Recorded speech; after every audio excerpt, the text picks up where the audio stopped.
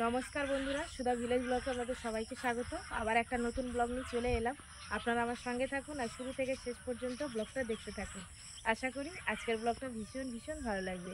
তো আজকের আমি একটা খুব সুন্দর রেসিপি নিয়ে এসেছি, তো আপনারা একদম প্রথম থেকে শেষ পর্যন্ত দেখার অনুরোধ রইল।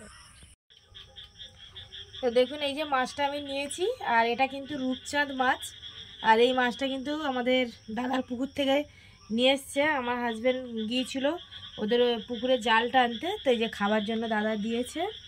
আর এই মাছটা কিন্তু তাও 1 কেজির কাছাকাছি, কিন্তু অনেকটা বড়। হয়তো ক্যামেরায় ছোট লাগছে, কিন্তু মাছটা অনেকটাই বড়। তো মাছটা কিন্তু আমি কাটবো। আর এই যে দেখুন কত বড়, এই মাছটা কিন্তু ভীষণ টেস্ট, আর এই টেস্টটা কিন্তু একদম অন্যরকম। আর এটা একদম পুরো আমি মাংসের মতো করে রান্না করব এই মাছটা। পুরো এর কাঁটা কিন্তু খুব কম এই মাছের। আর মাছটা একদম কিন্তু টাটকাই, দেখুন পুরো একদম সাথে সাথে নিয়ে এসছি। আর জ্যান্তই আছে, ও নড়ছে। আর এই দেখুন ওর দাঁতটা দেখুন, এই যে এই দাঁতটা না বাবা, এই যে বড় বড় মাছ, মানে পোনা মাছ, যে এই যে 1 আঙুল এরকম সাইজের মাছগুলো কিন্তু ওরা খেয়ে নেয়। চিংড়ি মাছ ভীষণ মানে এরা খেয়ে না। আর এদের মানে মুখটা অনেকটাই বড়। এ দাঁত দেখছেন তো পুরো একদম হাড়ুরি। বাবা এই দেখুন নড়ছে। এই যে, তো মাছটা আমি এখন কেটে নেব। আর দেখুন মাছটা কিন্তু এখনো হাঁক হচ্ছে, মানে ওকে পুকুরে ছেড়ে দিলেও কিন্তু চলে যাবে। তো ওকে তো এখন খাবার জন্য নিয়ে এসেছি, এখন রান্না করা হবে। হ্যাঁ, আর আমাদের কিন্তু এই মাছটা কিন্তু আমাদের পুকুরে নেই, এটা কিন্তু আমার দাদাদের পুকুরেই হয়।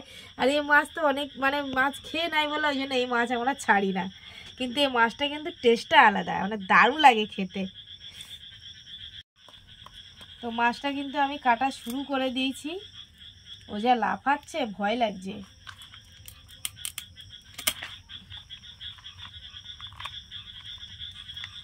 আস্তে আস্তে করে কাটতে হবে, হাতটা খুব স্লিপ করছে। আর আমাদের বটিটাও নড়ছে। আর যে বটিটা মানে ভালো, সে বটিটা আবার কি বলুন তো, ধার কম। এটা আবার ধার আছে, এটা আবার একটু নড়ে, কিন্তু এটা অনেক দিনেকার আমাদের এই বটিটা। মানে এই বড় বড় মাছগুলো কাটতে খুবই অসুবিধা হয়। আর আমাদের সোনাইয়ের বাবাই কিন্তু বড় বড় মাছ কেটে দেয়, আমি কাটি না খুব একটা। আমার এই হাত স্লিপ করে কোথায় হাত কেটে যাবে, তাও বলো আমাকে দাও, আমি কেটে দিই। আমার ভীষণ ভয় করে। আর ও যখন ও থাকে না, আমি নিজেই কেটে নিই।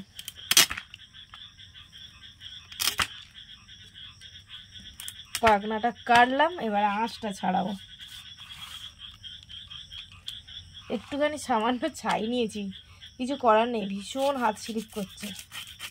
এইভাবে ওর আঁশটা আমি ছাড়িয়ে নেবো। আর আঁশগুলো না খুব ছোট ছোট। তো মাছটা কিন্তু ভালো করে আমি আঁশ ছাড়িয়ে নিয়েছি। এবারে পিস পিস করে কাটবো।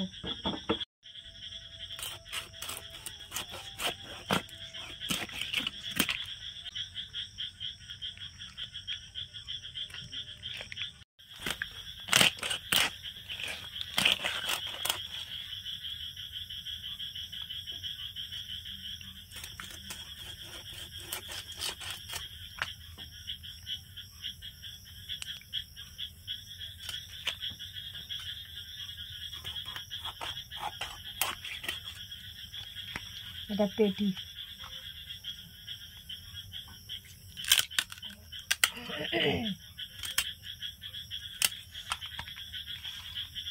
মাথাটাও দু টুকরো করে দেবো মাথাটা।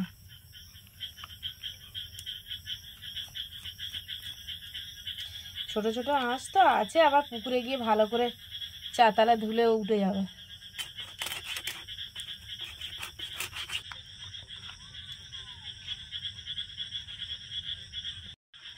তো মাথাটা এইভাবে কেটে নিয়েছি, আর 2 টুকরো করলাম না, বলি থাক এইভাবে কেটে নিলাম। এটা অন্য একটা কিছুতে দিয়ে চচ্চড়ি করে খাওয়া যাবে। আর এই যে মাছটা এবারে কেটে নেবো এইভাবে।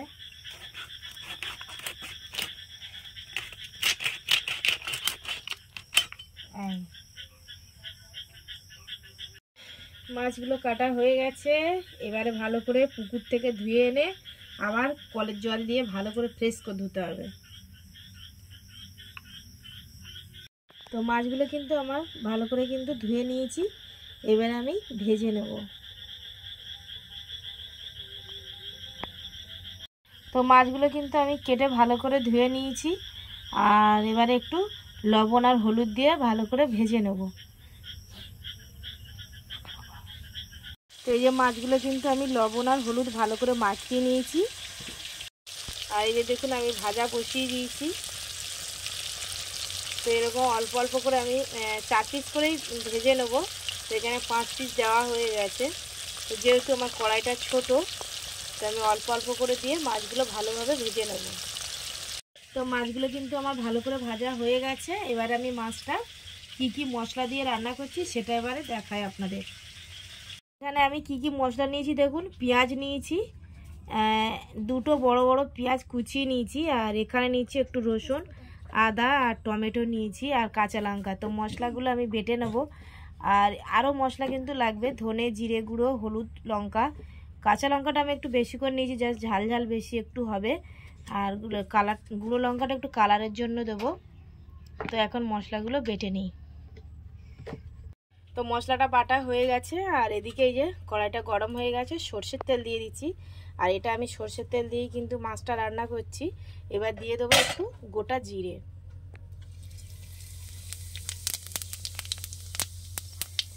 জিরেটা একটু লাল লাল হয়ে গেলে আমি এবার পেঁয়াজটা দিয়ে দেবো।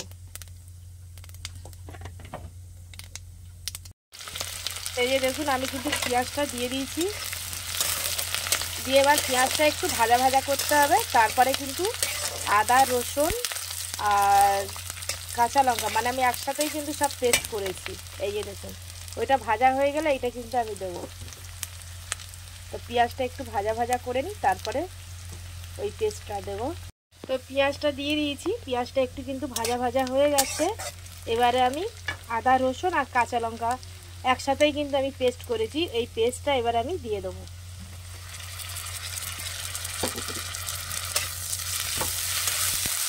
দিয়ে এবারে সব একসাথে কিন্তু ভালো করে আমি কিন্তু একটু কষিয়ে নেবো। এটা কিন্তু অনেকটাই কিন্তু কষানো হয়েছে। এবার একটু লবণ দেব স্বাদ মতো। আর আমি কিন্তু এই মাছটাতে শুধু কিন্তু মশলা দিয়েই রান্না করছি। আপনারা চাইলে এটা সবজি দিয়েও কিন্তু রান্না করে খাওয়া যায়, বা আলু দিয়েও খাওয়া যায়। তো আমি জাস্ট মশলা দিয়েই বানাচ্ছি। আপনারা আপনাদের মতো যেটা ভালো মনে হবে সেইভাবেই রান্না করবেন। তো স্বাদ মতো লবণ দিয়ে দেবো।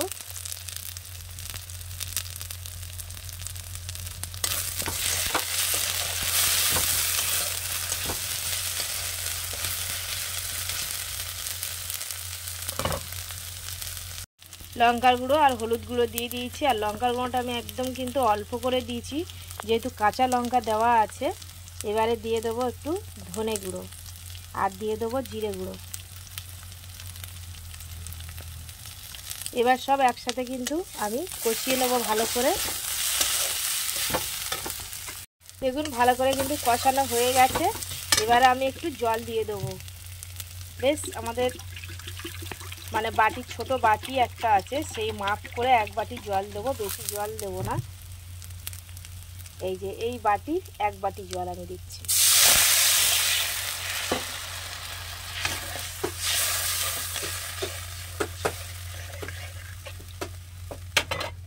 তো দেখুন আমি এই যে বাটির 1 বাটি জল দিয়ে দিয়েছি, আর ভালো করে কিন্তু খুন্তি দিয়ে নাড়িয়ে দিয়েছি। এবারে ফুটতে থাকুক, তারপরে মাছটা দেব। তো ফুটে উঠেছে, এবার আমি মাছগুলো দিয়ে দিচ্ছি।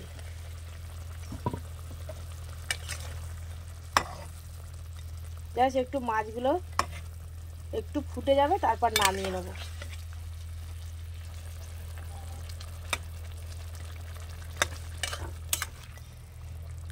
আর একটু সামান্য জল দিতে হবে, যেহেতু একদম পুরো শুকনো শুকনো হয়ে গেছে।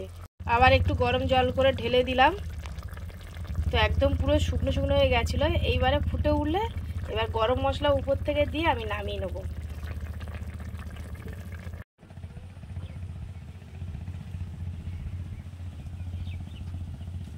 এই যে দেখুন আমি কিন্তু একদম মাছটা ঢেলে নিয়েছি একটা গামলা বাটিতে। আর কত সুন্দর কালারটা হয়েছে দেখুন। এই তো এবারে গরম গরম ভাতের সঙ্গে আমরা সবাই খাওয়া শুরু করে দেবো। আর এখন প্রচুর বৃষ্টি হচ্ছে বন্ধুরা। তো বিকালে খেয়ে একটু বাইরে আমাদের ঘুরতে চলে এসেছি।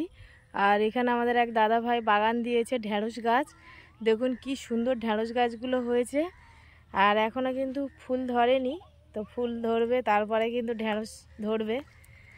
আর খুব সুন্দর লাগছে। আর উনি কিন্তু প্রত্যেক বছরই কিন্তু এরকম মানে ঢ্যাঁড়স গাছ লাগায়। আর ওই সাইডে দেখুন কচু গাছ। তো আপনারা কিন্তু কমেন্টে জানাবেন কেমন লাগছে এই ঢ্যাঁড়স গাছ। আর ওইদিকে দেখুন জমিতে কিন্তু পুরো বর্ষার জলে থই থই করছে। আর এদিকে দেখুন বেগুন গাছ, আর এখানে এই যে উচ্ছে গাছ আছে, আর এই দিকটা আছে শসা গাছ। তো বন্ধুরা দেখুন কেমন লাগছে বলুন, শুধু ভীষণ ভালো লাগছে। আর উপরে দেখুন ভাড়া করে দিয়েছে শসা গাছে। তো ব্লগটা আর বেশি বড় করছি না, এখানেই শেষ করছি। যদি ব্লগটি ভালো লাগে সাবস্ক্রাইব, লাইক, কমেন্ট, শেয়ার করবেন। আর আমার পাশে থেকে আমাকে সাপোর্ট করবেন। যারা আমার ফেসবুক পেজে ভিডিওটা দেখছেন পেজটিকে ফলো করবেন। সবাই ভালো থাকবেন, সুস্থ থাকবেন, টাটা। আবার নেক্সট ভিডিওতে দেখা হচ্ছে।